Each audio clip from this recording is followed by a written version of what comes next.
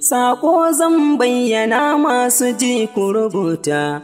in ko ka rubuta manyan ƙasa su karanta, manya na arewa zani so duku nazarta, duba talakan arewa tamkar mai bauta, a yunwa da kishin ruwa a mun kere magwabta, duba yau arewa sai ka ce babu nagarta, in dai a arewa yanzu ba mai mana gata. Mun kai koka ga Rabbana dan ya hukunta, duba a ƙasarmu yadda komai ya yi tsada, wai shin Najeriya ko wuya muka gada, in dai aka bar abinci komai fa da tsada, na san da yawanmu za su koma ‘yan ta'adda, komai da abin da za mu ci duk ya yi tsada, wata ran za ku bi mu har gidaje ku yi banda. In za mu yi magana sai kusa a hana mu, a ta wani ɓangaren sai kusa a riƙe mu,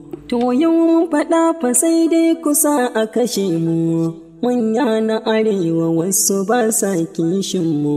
sako gunja gaban kudu har da arewa, na Aminu Badamsi tallakan nan na arewa.